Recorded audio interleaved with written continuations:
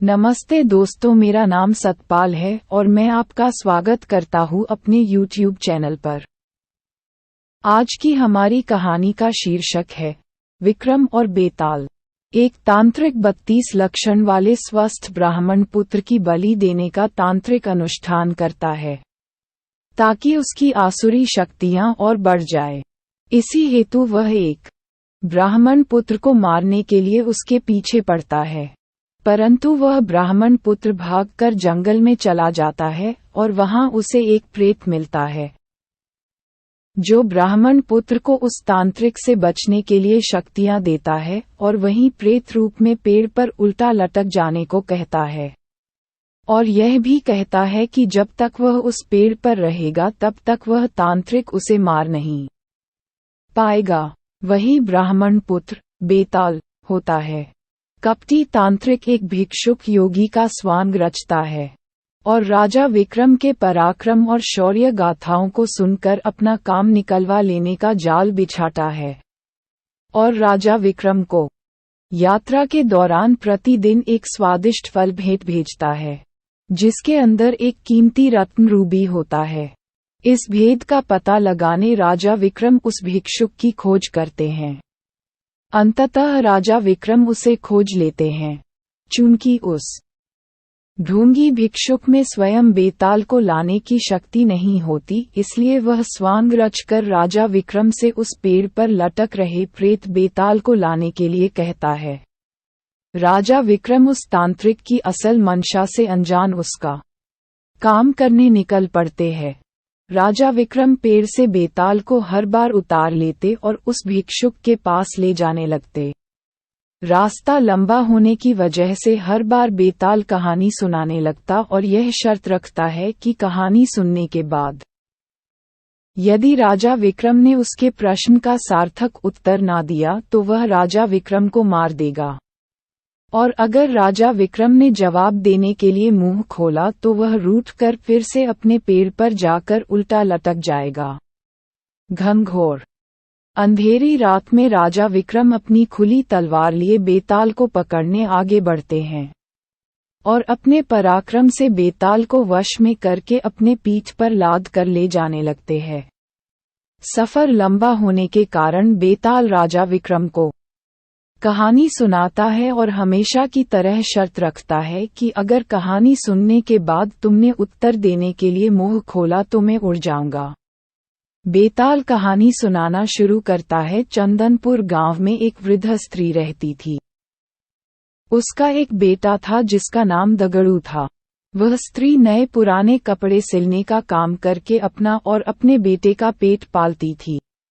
दगड़ू एक कामचोर और आलसी लड़का था और दिन रात सपने देखा करता था। दगड़ू के साथ एक बड़ी परेशानी थी कि उसे अक्सर बुरे सपने ही आते थे, और जब भी कोई बुरा सपना आता था वह सपना हकीकत बन जाता था। एक दिन दगड़ू को सपना आता है कि कुछ लोग नवविवाहित दंपति और बारात को लूट रहे हैं और उनसे मारपीट भी कर रहे हैं। दगड़ू ने जिसे सपने में देखा होता है वही दुल्हन बनने वाली लड़की अपनी शादी का लहंगा सिल जाने के बाद वापस लेने दगड़ू की मां के पास आती है। दगड़ू फौरन उसे सपने वाली बात कह देता है। वह लड़की अपनी मां और ससुराल वालों को ये बात बताती है, पर सब लोग इस स्वप्न वाली बात को वहम समझकर अनसुना कर देते हैं। शादी के बाद जब वर वधू बारात के साथ जा रहे होते हैं तब सपने वाला वाकया सच में घटित हो जाता है और इस पूरी घटना में दगड़ू पर आरोप लगते हैं कि वही लुटेरों से मिला होगा, वरना उसे कैसे पता चल सकता है कि ऐसा ही होगा। और शक की बिनाह पर सारे लोग मिलकर दगड़ू की खूब पिटाई करते हैं। इस घटना के कुछ दिनों बाद एक रात दगड़ू को सपना आता है कि मोहल्ले में रह रही चौधराइन का नया मकान गृह प्रवेश के दिन जलकर खाक हो जाता है। तभी अगले ही दिन चौधराइन उस मकान को बनवाने की खुशी में लड्डू लेकर दगड़ू की मां के पास पहुंचती हैं और गृह प्रवेश समारोह के दिन जलसे में आने का न्योता देती है। वहीं पर सपने की बात दगड़ू फौरन अपनी माँ से और चौधरायन से कह देता है। चौधरायन गुस्से से लाल पीली हो जाती है और उल्टा दगड़ू की माँ को ही कहने लगती हैं कि तुम्हारा बेटा ही काली जुबान वाला है और उसके बोलने से ही सबके साथ अनर्थ हो जाता है। चौधरायन गुस्से में जली कटी सुनाकर माँ बेटे को भला बुरा कहकर वहां से चली जाती हैं। गृह प्रवेश समारोह के दौरान कोई घटना न हो इसके लिए पक्के इंतजाम किए जाते हैं, पर फिर भी किसी न किसी तरह आग की चिंगारी चौधरायन के भव्य मकान के पर्दों में लग जाती है और देखते देखते रौद्र रूप धारण करके पूरा मकान जलाकर खाक कर देती है। चूंकि दगड़ू इस बारे में पहले ही बोल चुका था, इसलिए सब उसे काली जुबान का बोल उस पर टूट पड़ते हैं और उसे मारकर गांव से निकाल देते हैं। दगड़ू समझ नहीं पाता है कि लोगों को सच सुनकर उसी पर क्रोध क्यों आता है। खैर, दगड़ू एक दूसरे राज्य चला जाता है जहां उसे रात की पहर में महल की चौकीदारी करने का काम मिल जाता है।